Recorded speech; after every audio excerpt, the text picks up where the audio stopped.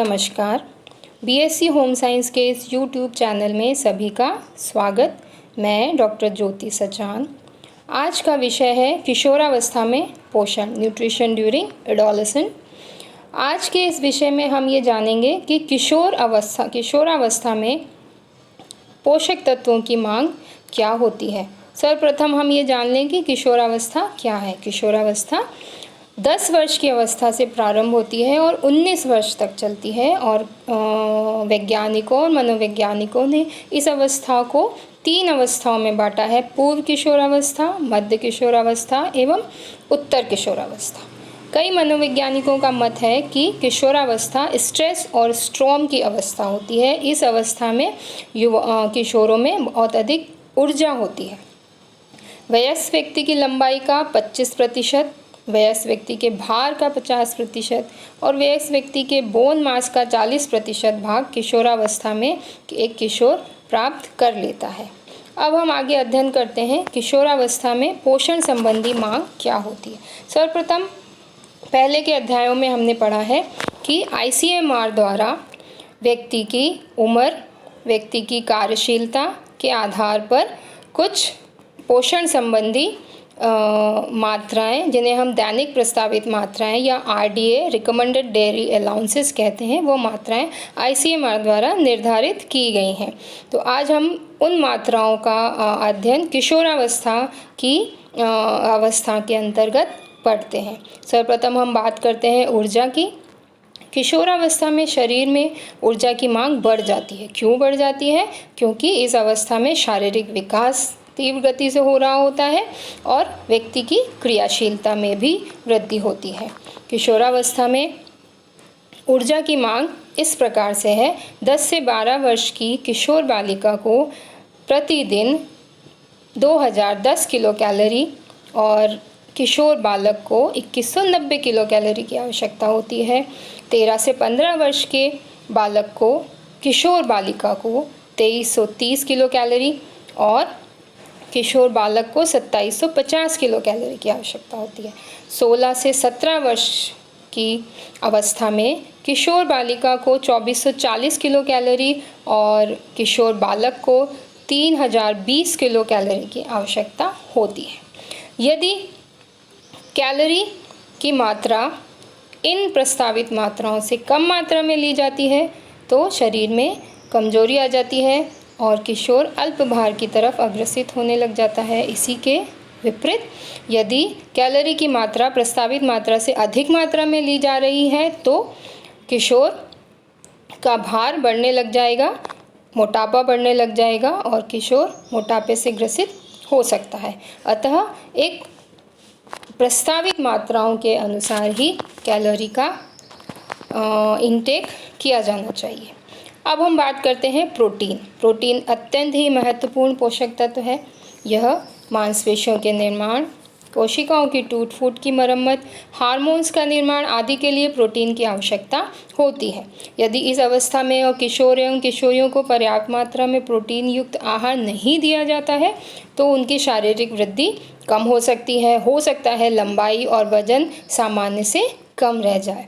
तो इस अवस्था में RDA में जो ICMR द्वारा प्रस्तावित मात्राएं बताई गई हैं वे इस प्रकार हैं: 10 से 12 वर्ष के किशोर बालिका को प्रतिदिन 40.4 ग्राम प्रोटीन की आवश्यकता होती है।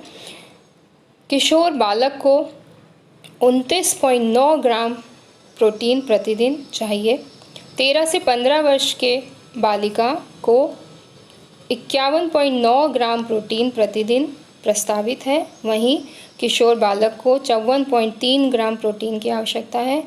16 से 17 वर्ष के किशोर बालिका को 53.5 ग्राम प्रोटीन प्रतिदिन प्रस्तावित है। वहीं मेल को किशोर बालक को 61.5 ग्राम प्रोटीन प्रतिदिन दिया जाना चाहिए। अन्य मुख्य पोषक तत्वों की बात करें तो वसा, जो ऊर्जा का एक प्रमुख स्रोत माना जाता है और यदि अधिक मात्रा में इसका सेवन किया गया तो ये हानिकारक भी हो सकता है। अतः वसा का सेवन हमें किशोरावस्था में एक उचित मात्रा में किया जाना अत्यंत आवश्यक है। किशोरावस्था में वसा की जो प्रस्तावित मात्राएं बताई गई हैं वे इस प्रकार हैं। 10 से 12 वर्ष की अवस्था में किशोर बालिका को 35 ग्राम वसा प्रतिदिन प्रस्तावित है। वहीं किशोर बालक को भी 35 ग्राम वसा प्रतिदिन प्रस्तावित है। 13 से 15 वर्ष की अवस्था में किशोर बालिका को 40 ग्राम प्रतिदिन वसा दी जानी चाहिए। वहीं मेल किशोर बालक को 45 ग्राम वसा प्रतिदिन बताई गई है। 16 से 17 वर्ष की अवस्था में किशोर बालिका को 35 ग्राम प्रतिदिन के हिसाब से वसा दी जानी चाहिए। वहीं किशोर बालक को 50 ग्राम वसा प्रतिदिन प्रस्तावित की गई है। इसके अतिरिक्त अन्य महत्वपूर्ण पोषक तत्वों में विटामिन अपना महत्वपूर्ण स्थान रखता है और ये एक सुरक्षात्मक भोज्य तत्व है जो शरीर को विभिन्न रोगों से सुरक्षा प्रदान करता है। कुछ विटामिन जल में घुलनशील हैं, कुछ विटामिन जल वसा में घुलनशील है, जिसका अध्ययन हम पिछली कक्षाओं में कर चुके हैं। जल घुलनशील विटामिन में विटामिन बी और बी कॉम्प्लेक्सेस, विटामिन सी आते हैं और वसा घुलनशील विटामिन में विटामिन ए, डी, ई एवं के आते हैं। शरीर को सुरक्षा प्रदान करने के लिए इन विटामिन्स का सेवन किया जाना अत्यंत आवश्यक है। अन्य पोषक तत्वों में बात करते हैं खनिज लवण। खनिज लवण अत्यंत ही आवश्यक पोषक तत्व हैं और इन्हें भी सुरक्षात्मक भोज्य तत्वों के अंतर्गत रखा गया है। क्यों? क्योंकि ये शरीर की विभिन्न रोगों से सुरक्षा प्रदान करते हैं। हमारी अस्थियों, दांतों, रक्त, हार्मोन आदि सब के निर्माण के लिए खनिज लवण अत्यंत आवश्यक हैं।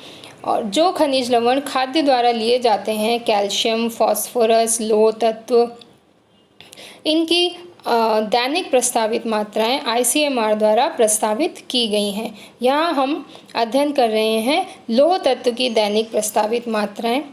10 से 12 वर्ष के बालक या किशोर बालक को प्रतिदिन 27 मिलीग्राम लौह तत्व की आवश्यकता होती है। वहीं बालिका जो 10 से 12 वर्ष की है उसको प्रतिदिन 21 मिलीग्राम लौह तत्व प्रतिदिन प्रस्तावित किया गया है।